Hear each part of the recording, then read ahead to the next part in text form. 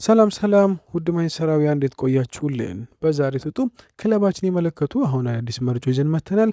አብራችሁን ቆዩ። ውድ ቤተሰቦች እንደተለመደው ለቻናሉ አዲስ ከሆናችሁም በቅድሚያ ቻናሉ ሰብስክራይብ ማድረግ አይርሱ። አሁን ሁለቱ መረጃዎች አለፍን። አብራችሁን ቆዩ።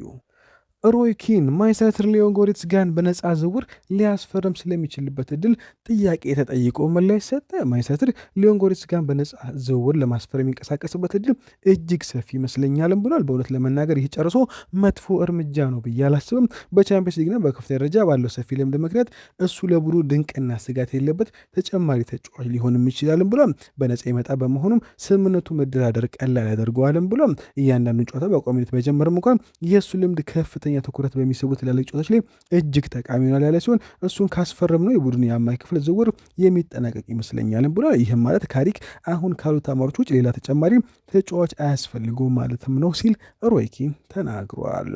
ፖል ስኮልስ ዩሪ ቴሌማንስ ዩናይትድን ስለመቀላቀሉ ጥያቄ ተጠይቆ ምላሽ ሰጠ። ፖል ስኮልስ ዩናይትድ ዩሪ ቴሌማንስን ማስፈረሙ እንዴት ትመለከተዋል ተብሎ ሲጠይቅ እንዲህ ሲል ይመልሳል። እኔ እንደማስበው ይህ እጅግ ድንቅ ዝውውር ነው። ዩናይትድ ለዓመታት ለቴሌማንስ አድናቆት የነበረው ቢሆንም አሁን ግን ቀድሞ በፕሪሚየር ሊግ የራሱን ያረጋገጠ ተጫዋች አግኝተዋልም ብሏል። በ29 ዓመት ዕድሜ የምትገዛው እምቅ ብቃት አይደለም፣ ልምድን መረጋጋትና ቡድኑ ወዲያውኑ ማሻሻል የሚል ተጫዋች እንጂ ሲል ተናግሯል። ሰዎች የ41 ሚሊዮን ዩሮ የዝውውር ዋጋ ጥያቄዎች ሲያስገቡ መለከታሉ። ይልቁንስ አስቶን ቪላ ስለ ጉዳዩ ምን እንደሚሰማቸው ሊጠይቋቸው ይገባልም ብሏል። ቪላ እሱን ፈጽሞ መሸጥ አይፈልግም ነበር። የሽያጩን ምክንያት ኮንትራት የውል ማፍረሻው ስላለው ብቻም ነው ብሏል። የውል ማፍረሻ አንቀጽ ባይኖር ነው የስምምነት ፍጹም በተለየ መልክ ይኖረውም ነበር ብሏል። ቪላ ድርድሩን የሚጀምረው ተጫዋቹ ለሽያጭ የቀረበ እንዳልሆነ በመግለጽ ነበር። ዋጋው በቀላሉ ከ70 ሚሊዮን ዩሮ በላይ ይደርስም ነበርም ብሏል። ማይክል ካሪክ በአማካይ ክፍሉ ምን እንደሚፈልግ በትክክል ያውቃል። ቴሌማን ስለዚህ ፍጹም ተስማሚም ነው ብሏል። እሱ ብልህ በቴክኒክ ረገድ እጅግ የላቀና በዙሪያ ያሉ ተጫዋቾች ይበልጥ እንዲሻሻሉ የሚያደርግም ነው ብሏል። ለእኔ የትክክል የእግር ኳስ ዝውውር ነው፣ ነገሩ የጋዜጣ አርዕስት ዜና ስለመሆን ሳይሆን ዩናይትድን የተሻለ ቡድን ስለማድረግ ነው ሲል ፖል ስኮልስ ተናግረዋል።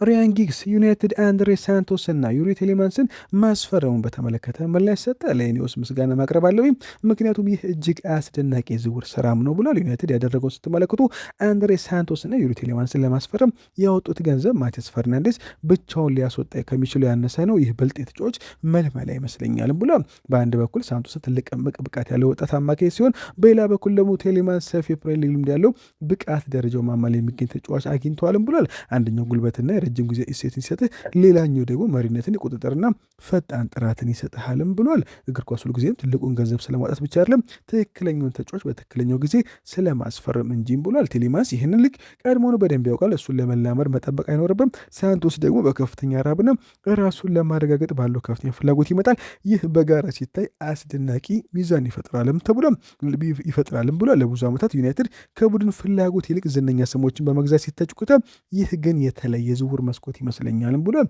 እነዚህ ዝውውሮች ማይክል ካሪክ የአማካይ ክፍሉ ምን እንደሚመስል ከሚፈልገው እቅድ ጋር ፍጹም ይስማማሉም ብሏል። ኢኔዎስ ወደፊት ዝውውር በዚህ መልኩ ለመረካከደ ማለትም ጥራትን፣ ልምድን፣ የፕሪሚየር ሊግ እውቀትና ወደ ብቃታቸው ማማ ላይ የደረሱ ያሉቶችን በመግዛት እንግዲያውስ ዩናይትድ በመጨረሻም ወደ ትክክለኛው አቅጣጫ እየተጓዘ ነው ሲል ተናግሯል። ኤደርሰን ወደ ማንቸስተር ዩናይትድ ሳይሳካ ስለቀረው ዝውውር ምላሽ ሰጠ። ጋዜጠኛው ኤደርሰን በዚህ ክረምት ከዩናይትድ ጋር ስም በከፍተኛ ተያይዞ ነበር፣ ዝውውሩ ሳይሳካ ሲቀር ምን ያህል ከባድ ነበር ሲጠይቅ ኤደርሰን እንዲህ ሲል ይመልሳል። በእውነት ለመናገር በህይወቴ ካጋጠመኝ በጣም አስቸጋሪ ጊዜያት አንዱ ነበር። ቀድሞውኑ ራሴን በኦልድ ትራፎርድ ውስጥ መለከተው ነበር። በአእምሮ የዩናይትድን ማሊያ ለብሼ ጨርሼም ነበር። ያኔ ነገሩ ለእኔ ያን ያህል እውነተኛ ነበር። እንዲሁም ስለዚህ ጉዳይ ከማቲያስ ኩኛ ጋር ተነጋግረንም ነበር። እኔም ተዘጋጅ፣ ምክንያቱም እኔ ለግቦች የሚሆኑ ኳሶችን የማመቻችልህ አሲስት የማድረግልህ ያልኩት በነገሩ ላይ አብረን ስቃል። ነገር ግን በውስጥ የቡድን አጋሮች እንደምንሆን ሙሉ በሙሉ አመኝም ነበር ብሎ ለዩናይትድ መጫወት ሁልጊዜም ከትልልቅ ህልሞቼ አንዱ ነበር። እድሉ ሲመጣ ሁለት ጊዜ ማሰብ አልነበረኝም። በሙሉ ልብ የፈልጌውም ነበር። ዝውውሩ ሲያሳካ ሲቀር ግን ተሰብሬያለሁ ብሎ ሰዎች የዜና አርዕስተ ዜናዎችን ብቻ ነው የሚያዩት። ከበስተጀርባ የሚሆነውን ነገር አያስተውልም። በስሜት ደረጃ እኔ ቀድሞውኑ እዚህ አደርሼ ነበር። የመጀመሪያ ጨዋታዬን ደጋፊዎችን፣ ስታዲየሙና ሁሉ ነገር አለምም ነበር ሲል ኤደርሰን ተናግረዋል። ጄ ቦትሮይድ ማንቸስተር ሶስተኛ አማካይ አድርጎ ሊያስፈርሙ ስለሚገባው ተጫዋች አስተያየት ሰጠ። አሌክስ ስኮትን ወደዋለሁ። በጣም ጥሩና ወጣት ተጫዋች ይመስለኛል። የፕሪሚየር ሊግ ልምድ ያለው መሆኑ ትልቅ ዋጋ አለው። እንደ ባለባልቾችን ስትመለከት ብራይተን በአንድ ወቅት 100 ሚሊዮን ፓውንድ ይፈልግበት ስለነበር ስኮት ያን ያህል ውድ የሚሆን አይመስለኝም። በትክክል ምን ያህል እንደሚያስወጣ ባላውቅም በጣም ርካሽ ግን አይሆንም ብሏል። አሌክስ ስኮት በውስጡ የተሻለ ተጨማሪ ብቃት ያለው ይመስለኛል። ባሌባን ስንመለከት እሱ ይበልጥ የመከላከል ብቃት ላይ ያተኮረ ተጫዋች ነው። ጥቂት እንደ ቹዋሜኒ አይነት ቅርጽ አለው። ማንቸስተር አሁን ላይ ያን ይፈልገው እንደሆነ እርግጠኛ አይደለም። ምክንያቱም ዩናይትድ ጨዋታን ተቆጣጥሮ የሚጫወት ቡድን የሚገነባ ይመስለኛል ሲል ምን ላይ ሰጥቷል።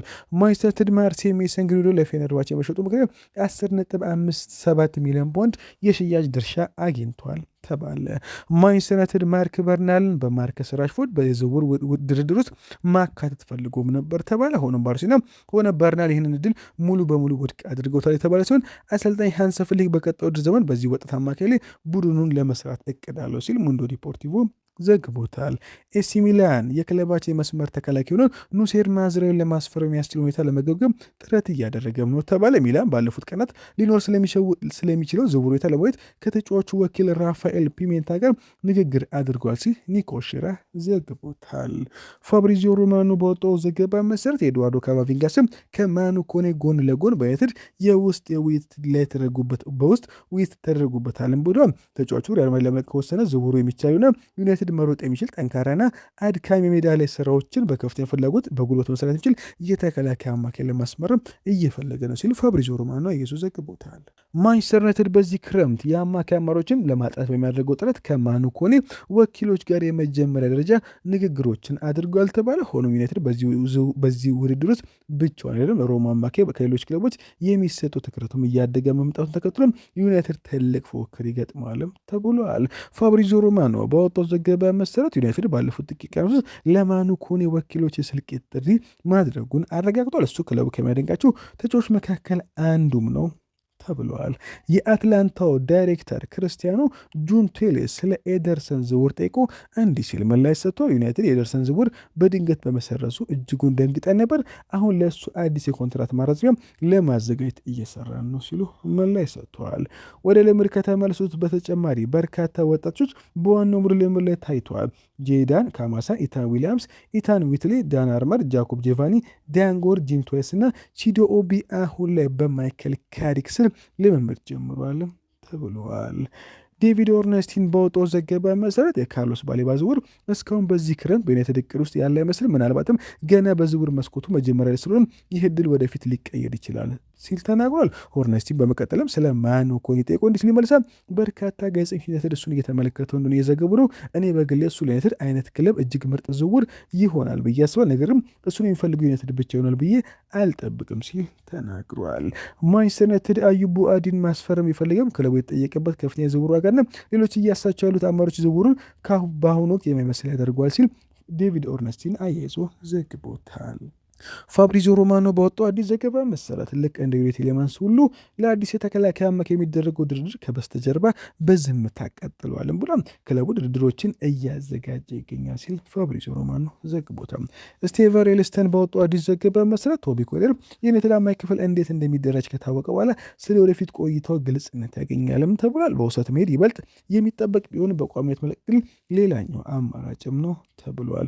ዘ አትሌቲክስ በወጣው ዘገባ መሰረት ዩናይትድ ገቢያውን ሲቀኝ ካጤናቸው ስሞች መካከል አሌክስ ስኮት፣ ፌሊክስ ኔሚቻ፣ ካርሎስ ባሌባና ሳንደርበርግ ይገኙበታልም ተብሏል። አሁን ዩናይትድ ሶስተኛ አማካይ ለማስፈረም ትልቅ እንቅስቃሴ ለማድረግ ዝግጁም ናቸው ተብለዋል።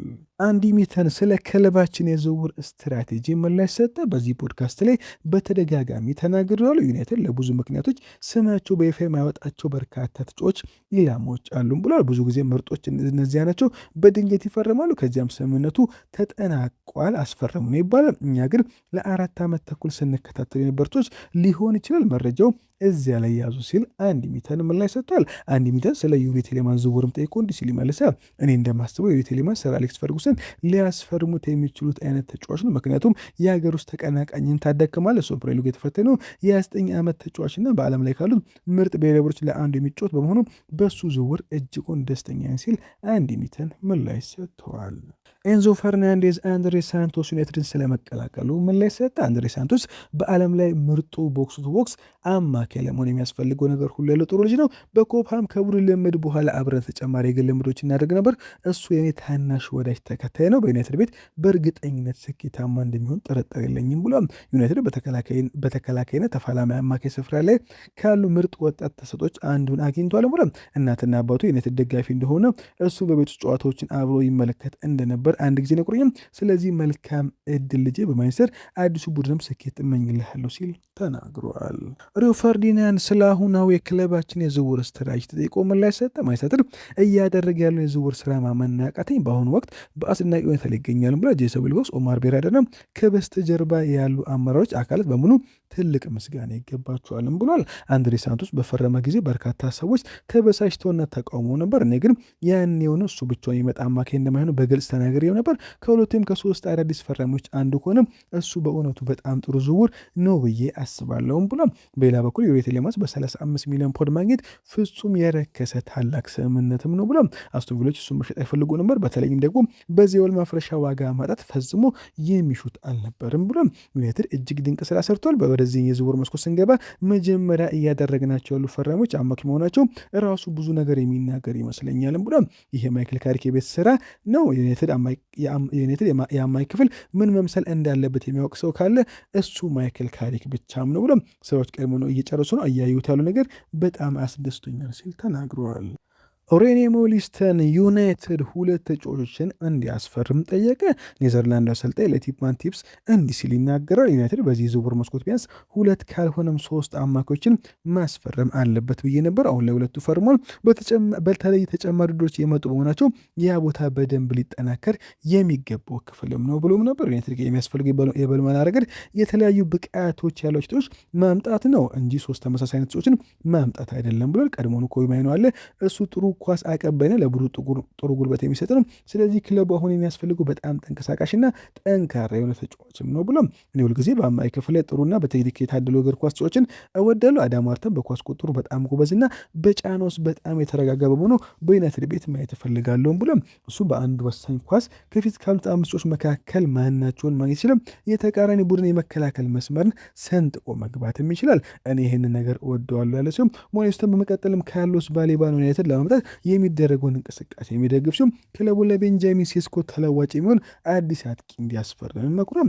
ለዚህም የ62 ዓመት አሰልጣኝ ሁለት ስሞችን ጠቁሟል። ስለ ባሌባም ሲናገር እንዲለው ባሌባ እንደገና በጣም ወጣት፣ ተስፋ ሰጪ፣ በጣም ተንቀሳቃሽና ፈጣን ነው። ነገር ግን ቀደም ሲል ከጠቀስኳቸው ሰዎች ጥቂት ለየት ያለ የስራ ባህሪም አለው። ሞሌስተን የቀድሞ ክለባችን ለቤንጃሚን ሴስኮ ምትክና ፉክር የሚፈጠር ሌላ አንድ ወይም ሁለት አጥቂዎች እንዲያስፈሩ ይፈልጋል። በተለይ በፕሪሚየር ሊጉ የተፈተነና እስከ 50 ሚሊዮን ፓውንድ የሚገመት አጥቂ በዚህ ክረምት ዩናይትድ ግድ የሚል ዝውውር መሆኑንም ገልጿል። አሁንም በአጥቂ ስፍራው ላይ ሆነ በአማካይ ክፍሉ ተጨማሪ ጥንካሬዎች ያስፈልጋሉ ብዬ አስባለሁ። እኔ ዩናይትድ ይበልጥ ልምድ ያለው አጥቂ ቢያመጣ እመርጣለሁም ብለዋል።